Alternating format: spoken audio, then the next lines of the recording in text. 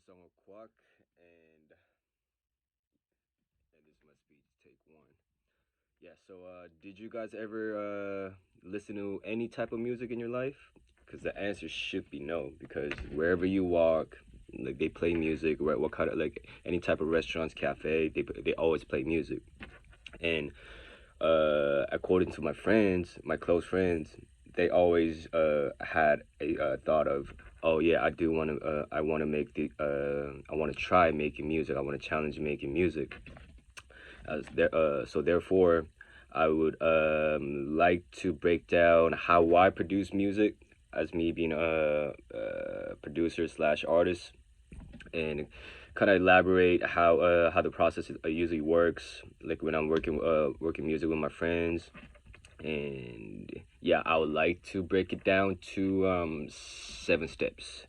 So one, so how I usually do is my friends come to my house slash my home studio, and then we go through like music that we listen to lately, and the music we kind of like share opinions about like what kind of like direction we go for as far as like genre, or yeah, yeah. So we pretty much go from there, and then I start to play like random music on YouTube, and we choose a specific song, and try to make so we kind of like brainstorm like the ideas that they use on that song, and then we kind of reference that song, right?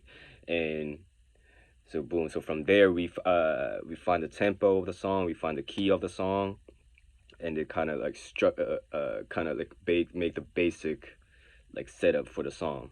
And two, and from there like we open up the session file, which is like pretty much it's like we're making a blank paper, right?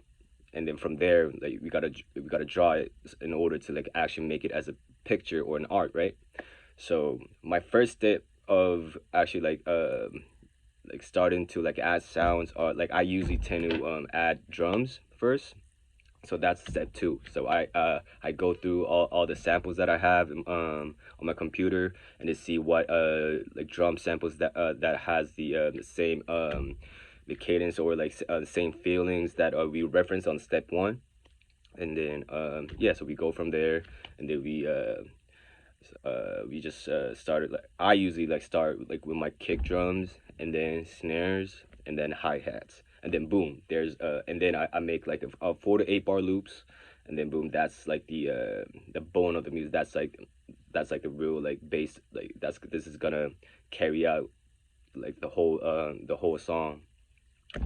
And step three, so from there, now we gotta find our main lead instrument that's gonna, you know, that's gonna lead the whole song. And let's say if you what's a famous song, let's say if you were to reference Alicia Keys, if it ain't got you, just to like kind of let you guys kind of like understand more better in depth. So yeah, if you listen to that song, the acoustic piano is the main instrument. So if you were to reference that song, we will use acoustic piano like in this case, and then start to play chords and chord progressions, and like any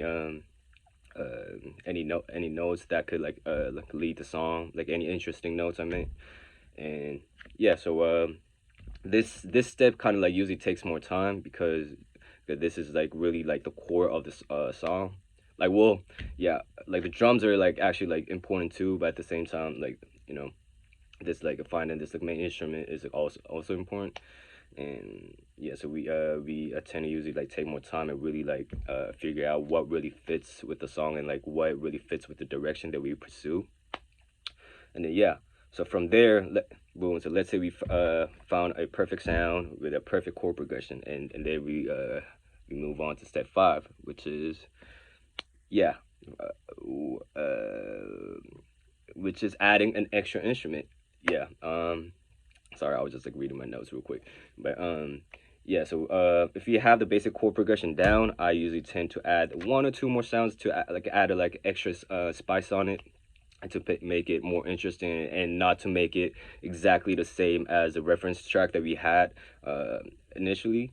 And then like I try to like tend to add my own sound. Let's say I could like record my like any like ideas off my phone, and then I just like airdrop it to my computer, and then kind of to make the sound like a little bit more cooler, like add like a reverb or delay or like or whatever, and then add out my like own sauce of me, like my Seongho Kwak's like unique sound to make it make the music really more me.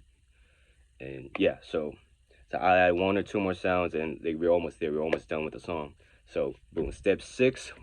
So obviously we made this 4 to 8 bar loops of the song. So we gotta arrange it. So we gotta arrange it from intro, verse, chorus. If you want to make bridge, we can also make bridge. Yeah, and we're just basically building the whole like whole song, really. And yeah, so that would be the essential of the steps. And obviously step seven, that's which is the last step, is we gotta export the song and bounce it. So yeah, that was my speech of how I usually like approach to my music when it comes to producing it. And last thing I want to say is, um, especially like making like beats like hip hop and R&B stuff. It's really good for you guys to actually like make it really simple as opposed to like using a lot of sounds. Um, just because like we need enough space for vocal to like kind of mess around and stuff. So yeah, always keep that in mind. And now it's you guys' turn to make a beautiful music that's gonna exist only on your end. Thank you.